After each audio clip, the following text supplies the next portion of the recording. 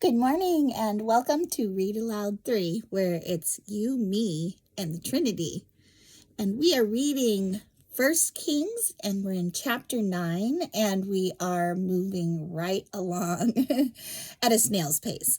But I hope that you are taking it in and chewing on it just like me, and just, really enjoying the little morsels that are in this chapter, where God is talking at this point to King Solomon.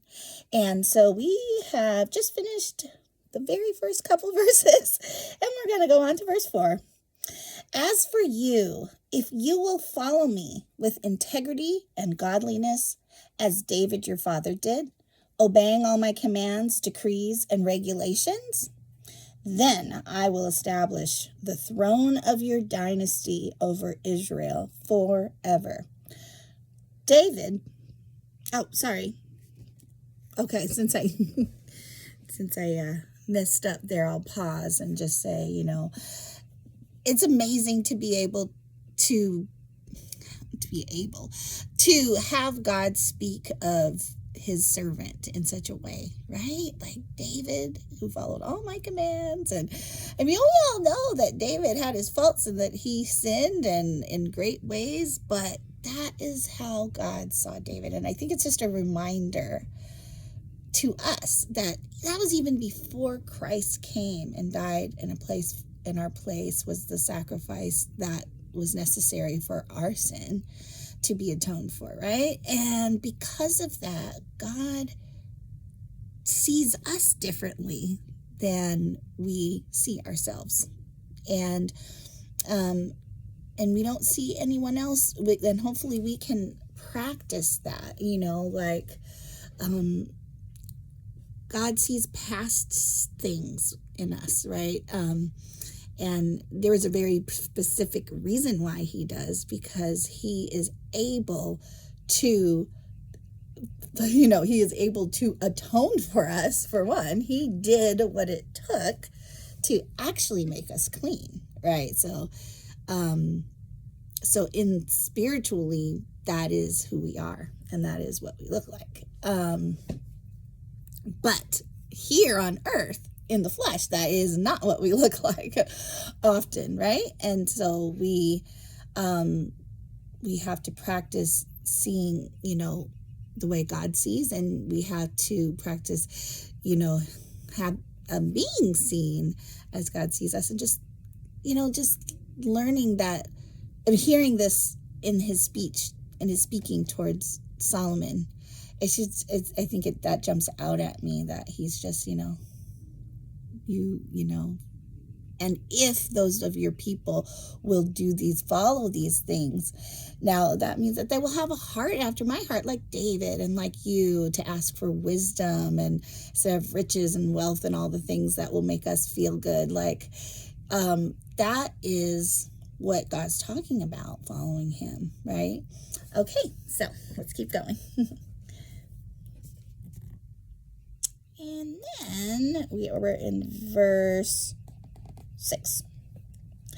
But if you or your descendants abandon me and disobey the commands and decrees I have given you. You see how abandonment comes first when God sees you as disobedient rather than obedient. He's like, you just decided something else was more important, right?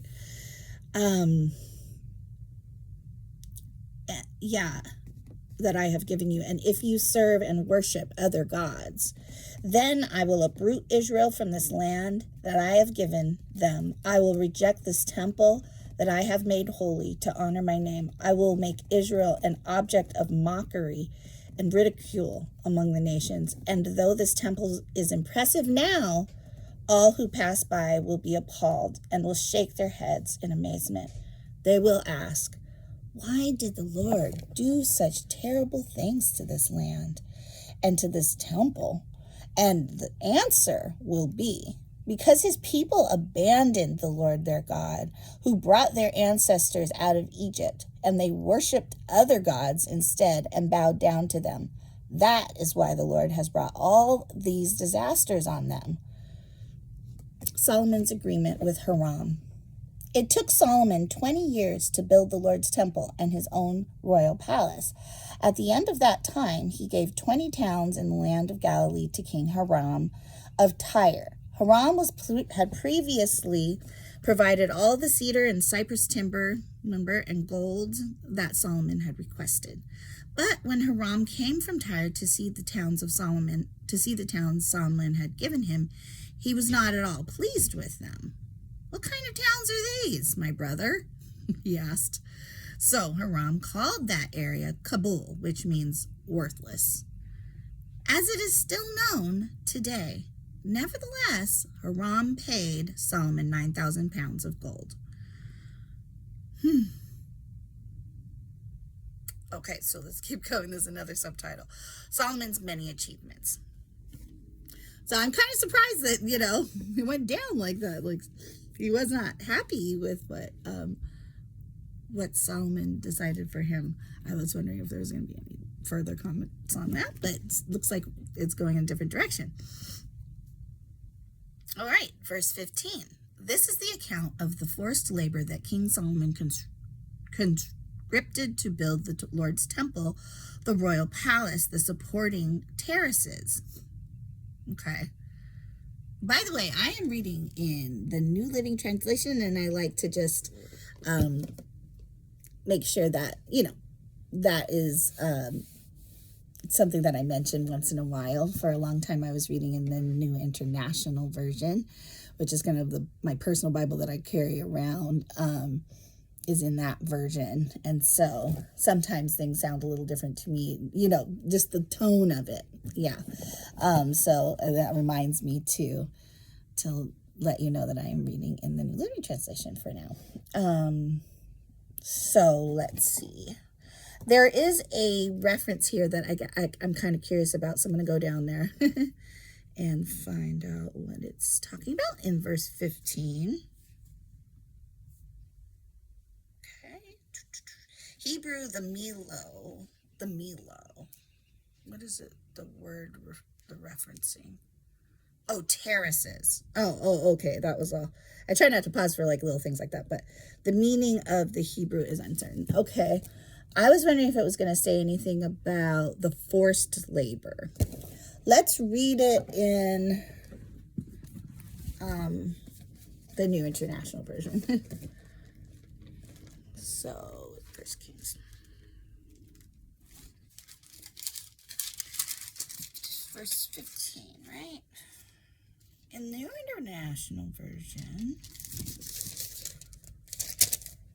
verse 15 says, "Here is the account of the forced labor King Solomon conscripted to build the Lord's temple, his own palace, the terraces, the wall of Jerusalem, and Hazor, Megiddo, and Gezer." Okay, so very similar, if not the same. Okay, so let's keep going.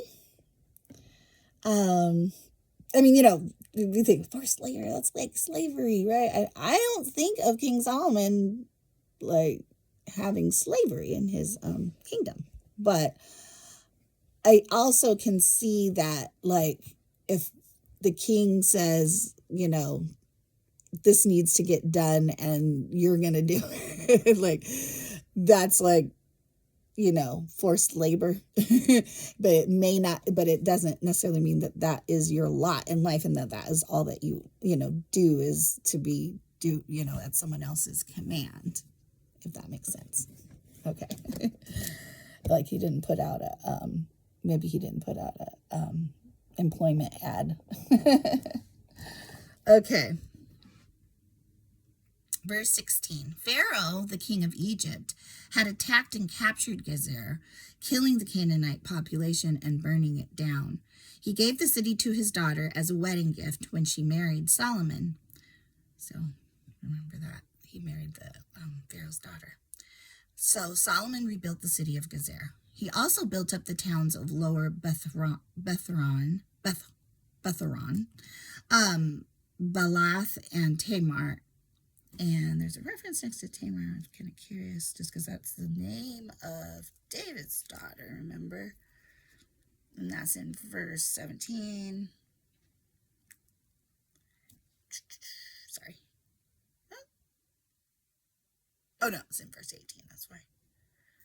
Okay, an Israelite reading in the Masoretic text reads Tadmor. So, could be different name altogether. In the wilderness within his land, he built towns as supply centers and constructed towns where his chariots and horses could be stationed. He built everything he desired in Jerusalem and Lebanon and throughout his entire realm. There were still some people living in the land who were not Israelites, including Amorites, Hittites, Perizzites. I always think of parasites when I see parasites. Okay, sorry. Hivites and Jebusites. These were descendants of the nations whom the people of Israel had not completely destroyed. So Solomon conscripted them for his labor force.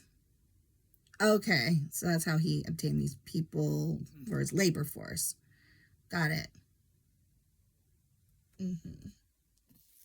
So Solomon conscripted, and they serve in the labor force to this day. So it is kind of like they were captives to this would potentially be their lot on account of that. But Solomon did not conscript any of the Israelites for forced labor. Instead, he assigned them to serve as fighting men, government officials, officers, and captains in his army, commanders of his chariots and charioteers. Solomon appointed 550 of them to supervise the people working on his various projects. Solomon moved his wife, Pharaoh's daughter, from the city of David to the new palace he had built for her. Wow, she had her own palace. Then he constructed the supporting terraces. 3 times each year, Solomon presented burnt offerings and peace offerings on the altar he had built for the Lord. He also burned incense to the Lord, and so he finished the work of building the temple. King Solomon also built a fleet of ships in Ezion Geber, a port near Elath in the land of Edom, along the shore of the Red Sea. Hiram sent experienced crews of sailors to sail the ships with Solomon's men. They sailed to Ophir and brought back to Solomon some 16 tons of gold. Okay, and that is the end of chapter 9 of 1 Kings. So, have any comments about what's kind of, sparking your questions or curiosity? And let's have some discussion. I'm still wide open to that, and I'm looking forward to continuing to read this first book of Kings together. And so happy Tuesday. And if you feel led to join me for Let's Talk About It Tuesday on my Strange Me Enough channel, I will be making that video later today. Okay, we'll talk to you soon. Talk to you and hope to hear from you. Have a good day.